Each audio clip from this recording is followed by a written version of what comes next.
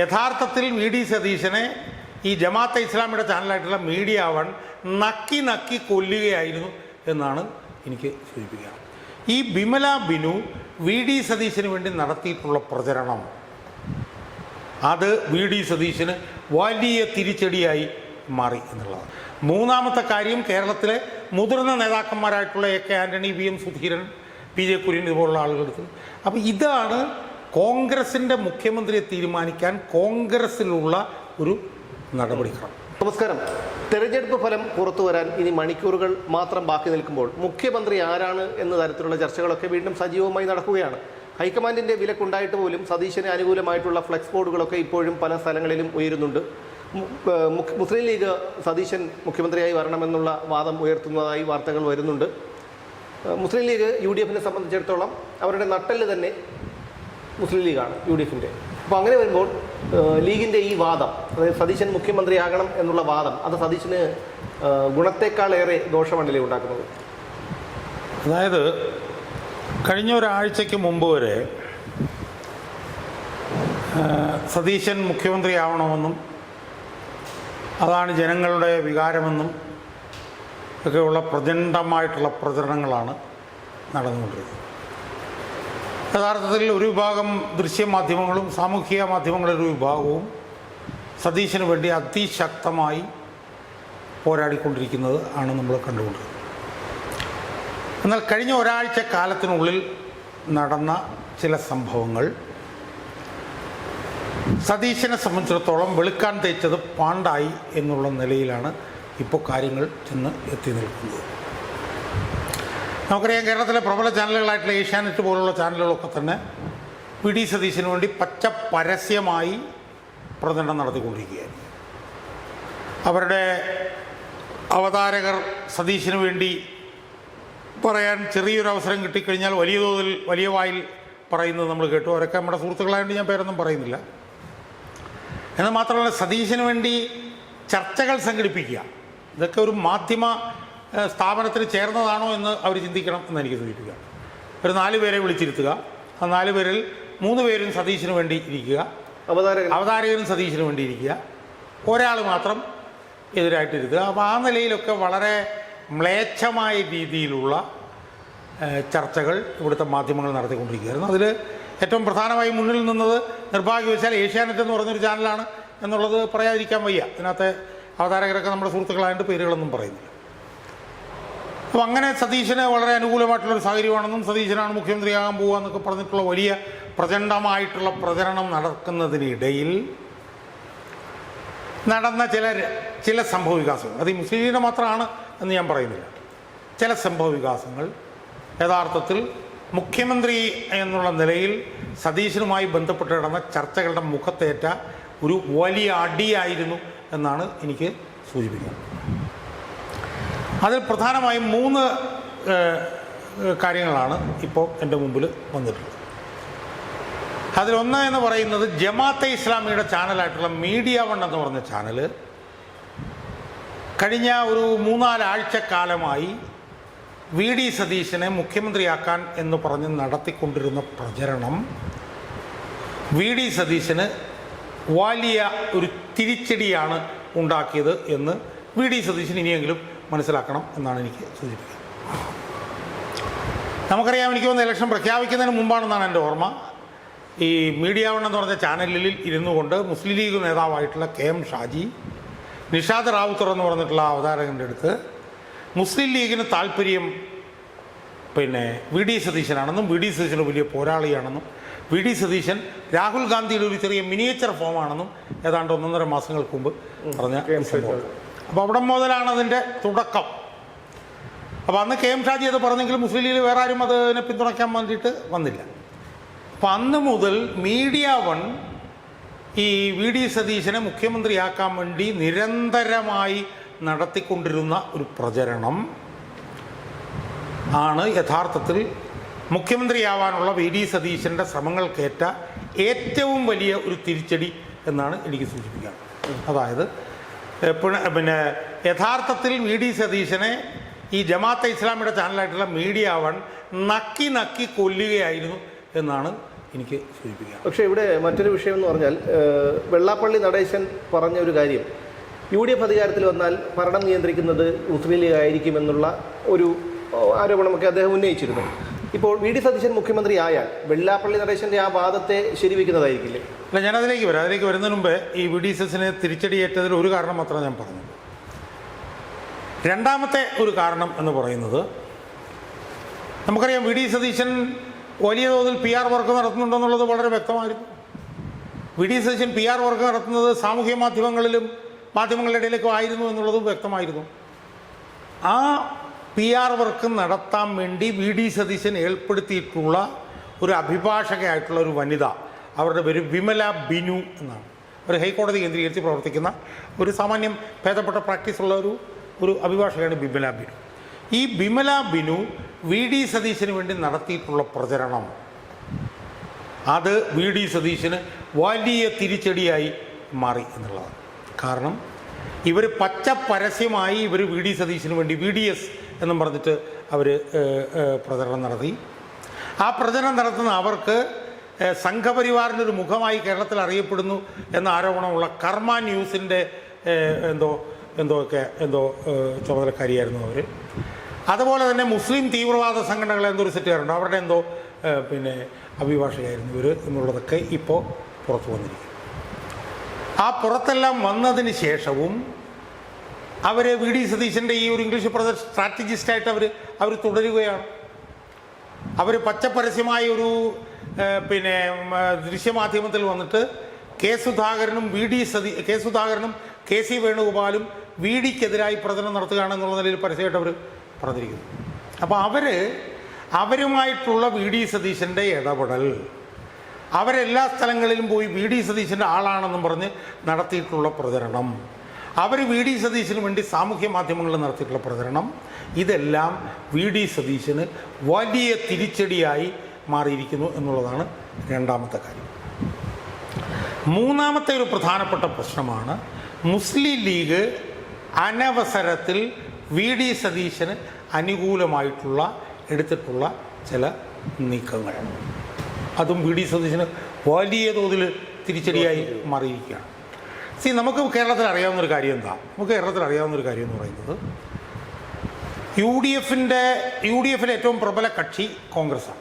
ഇപ്പോൾ തന്നെ നമ്മൾ നോക്കിയാൽ നമുക്ക് കാണാൻ കഴിയും, 92 സീറ്റിലാണ് കോൺഗ്രസ് മത്സരിച്ചത്. മുസ്ലിം ലീഗ് 27 സീറ്റിലാണ് മത്സരിച്ചിട്ടുള്ളത്, ബാക്കിയുള്ള കക്ഷികൾ അതിന് താഴെ. അപ്പോൾ ഏറ്റവും പ്രധാനപ്പെട്ട കക്ഷി കോൺഗ്രസ്സാണ് കോൺഗ്രസിൻ്റെ മുഖ്യമന്ത്രി സ്ഥാനാർത്ഥിയെ തീരുമാനിക്കുക. ആ തീരുമാനിക്കുന്നതിന് നിയതമായിട്ടുള്ള നടപടിക്രമങ്ങളുണ്ട് എന്നുള്ളത് എല്ലാവർക്കും അറിയാം. പ്രധാനമായും 3 നടപടിക്രമങ്ങളുള്ളതായിട്ടാണ് ഞാൻ മനസ്സിലാക്കുന്നത്. ഒന്ന്, MLA-മാരോട് വ്യക്തിപരമായി അഭിപ്രായം ചോദിക്കും, അവരോട് ഹൈക്കമാൻഡ് അഭിപ്രായം ചോദിക്കും, ഒന്നാമത്തെ കാര്യം. രണ്ടാമത്തെ കാര്യം, കേരളത്തിലെ എല്ലാ MP-മാരോടും അഭിപ്രായങ്ങൾ ചോദിക്കും, ഹൈക്കമാൻഡ് ചോദിക്കും. മൂന്നാമത്തെ കാര്യം, കേരളത്തിലെ മുതിർന്ന നേതാക്കന്മാരായിട്ടുള്ള AK Antony, VM Sudheeran, PJ Kurian ഇതുപോലുള്ള ആളുകളെടുത്ത്. അപ്പോൾ ഇതാണ് കോൺഗ്രസിൻ്റെ മുഖ്യമന്ത്രിയെ തീരുമാനിക്കാൻ കോൺഗ്രസ്സിലുള്ള ഒരു നടപടിക്രമം. ഈ നടപടിക്രമം അനുസരിച്ച് കോൺഗ്രസിൻ്റെ മുഖ്യമന്ത്രി തീരുമാനിക്കും. അതേസമയം ഒരു കീഴ്വഴക്കം എന്നുള്ള നിലയിൽ എല്ലാ ഘടകകക്ഷികളോടും കോൺഗ്രസിൻ്റെ ഹൈക്കമാൻഡ് അഭിപ്രായം ചോദിക്കും. പക്ഷേ ആ അഭിപ്രായം ചോദിക്കുമ്പോഴും അതൊരു കീഴ്വഴക്കം മാത്രമാണ്, അല്ലാതെ അവർ പറയുന്നതനുസരിച്ചല്ല തീരുമാനിക്കുക. കാരണം എന്താ? മുസ്ലിം ലീഗിന് 27 MLA-മാർ 27 അല്ലെങ്കിൽ 25 MLA-മാരെ ഉണ്ടാവുള്ളൂ. കോൺഗ്രസിന് 92 സീറ്റിൽ കോൺഗ്രസ് മത്സരിച്ചാണ്, ചിലപ്പോൾ 40-50 ഉണ്ടാവും. അപ്പോൾ അവരാണ് വലിയ പ്രബലമായിട്ടുള്ള പാർട്ടി, അവരാണ് തീരുമാനിക്കുക.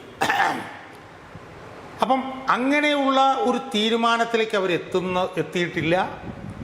ഇലക്ഷൻ്റെ റിസൾട്ട് പോലും വന്നിട്ടില്ല എന്നിരിക്കെ തങ്ങളുടെ പിന്തുണ VD സതീശനാണ് എന്ന് ഏതാണ്ട് പരസ്യമായി മുസ്ലിം ലീഗ് പറഞ്ഞത് സതീശന് വലിയ തിരിച്ചടിയായി മാറി എന്നുള്ളതാണ്. അപ്പം ഞാൻ ഇന്നലെ കേട്ടത്, സതീശനെ മുസ്ലിം ലീഗ് പിന്തുണയ്ക്കുന്നു എന്നുള്ളത് വടക്കേന്ത്യൻ ചാനലുകളിലൊക്കെ കോൺഗ്രസിനെ മുഖ്യമന്ത്രി തീരുമാനിക്കുന്നത് മുസ്ലിം ലീഗാണെന്നുള്ള നിലയിൽ വാർത്തകൾ വന്നു. അതിനോട് ചേർത്ത് വെച്ച് വേണം വെള്ളാപ്പള്ളി നടേശൻ്റെ ഈ സതീശൻ മുഖ്യമന്ത്രി ആയിക്കഴിഞ്ഞാൽ മന്ത്രിസഭ മുന്നോട്ട് കൊണ്ടുവന്നത് മുസ്ലിം ലീഗായിരിക്കും എന്നുള്ള. അപ്പോൾ ഇതിനകത്ത് കഴിഞ്ഞ ദിവസം മുസ്ലിം ലീഗിൻ്റെ പരമോന്നത നേതാവായിട്ടുള്ള സാദിഖ് അലി തങ്ങൾ ജനവികാരത്തിനൊപ്പം ജനവികാരം സതീശന് അനുകൂലമായിരുന്നല്ലോ, അതുകൊണ്ട് സതീശൻ എന്നൊക്കെ അതൊക്കെ ശുദ്ധ അസംബന്ധമല്ലേ? എന്നാലോചിച്ച് നോക്കും നമ്മൾ. ഇവിടെ ജനവികാരം ഇപ്പം മുഖ്യമന്ത്രി ആരാണെന്ന് തീരുമാനിക്കാനൊന്നും ഇവിടെ ഒരു ജനവികാരം ഉണ്ടായിരുന്നില്ല. ഭരണം മാറണമെന്ന് മാത്രമുള്ള ഇവിടുത്തെ ജനവികാരം തെരഞ്ഞെടുപ്പിൽ ആര് വരണം ആര് പോകണം എന്നുള്ളത് മാത്രമേ.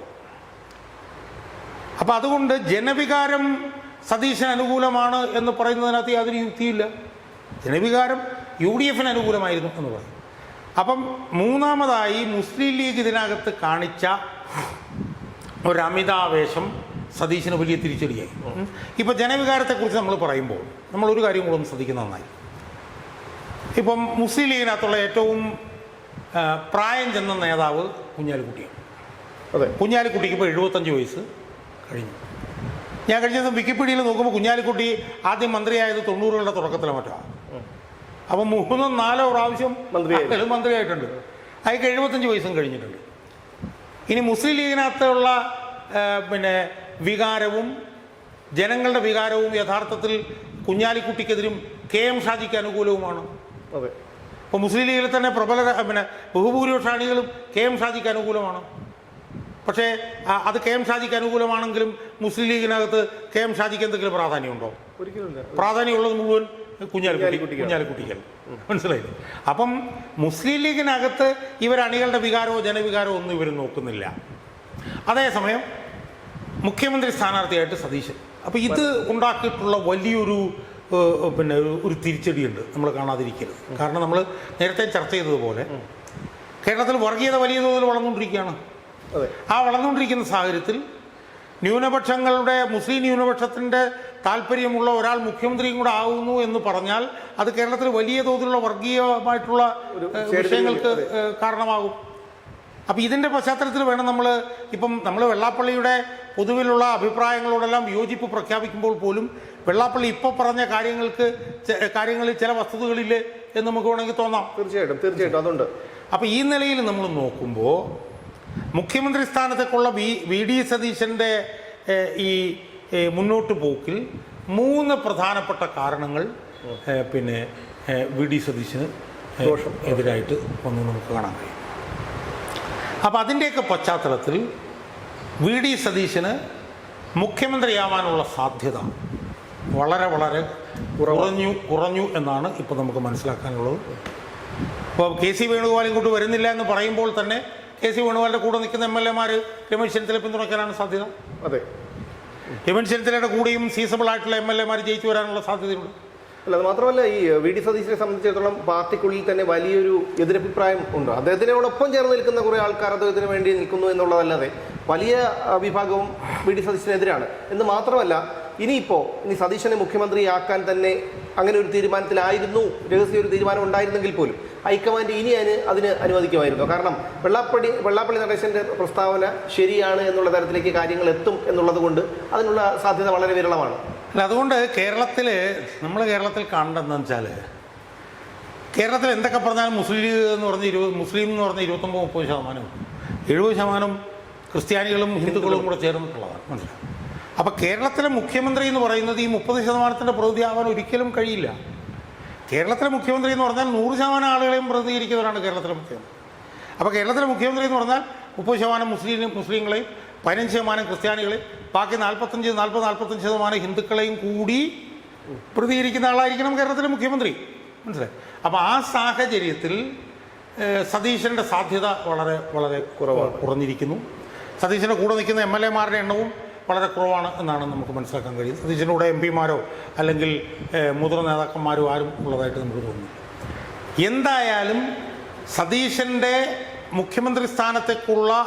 മുഖ്യമന്ത്രിയാവാനുള്ള സതീശൻ്റെ ശ്രമത്തിൽ ഈ മുസ്ലിം ലീഗ് അനാവശ്യമായി കാണിച്ചിട്ടുള്ള ഒരു തിടുക്കവും ഇയാളെ രക്ഷിക്കാനെന്ന ഭാവന ഇയാളെ നക്കിക്കൊല്ലാൻ വേണ്ടിയിട്ട് മീഡിയ വൺ നടത്തിയിട്ടുള്ള ശ്രമവും വലിയ തോതിൽ തിരിച്ചടിച്ചു എന്ന് വേണം നമ്മൾ മനസ്സിലാക്കാൻ. സതീശനുള്ള പിന്തുണ പാർട്ടിക്കകത്ത് മാത്രമല്ല പാർട്ടിക്ക് പുറത്തും ഇപ്പോൾ കുറഞ്ഞുകൊണ്ടിരിക്കുകയാണെന്ന് വേണം നമുക്ക് മനസ്സിലാക്കാൻ.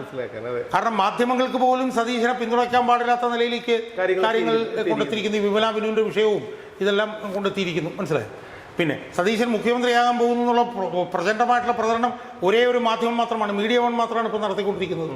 ഈ ഏഷ്യാനെറ്റൊക്കെ പയ്യെ പുറകോട്ട് പോകുന്നതായിട്ടാണ് കാണുന്നത്. അപ്പോൾ അതുകൊണ്ട് സതീശനെ സംബന്ധിച്ചിടത്തോളം സതീശൻ്റെ മുഖ്യമന്ത്രി സ്വപ്നങ്ങൾ ഏതാണ്ട് അവസാനിച്ചു എന്ന് വിലയിരുത്തിയാൽ പോലും അതിൽ ഒരു തെറ്റുമില്ല എന്ന് പറയുന്നതായിരിക്കും ശരി എന്നാണ് എനിക്ക് തോന്നുന്നത്.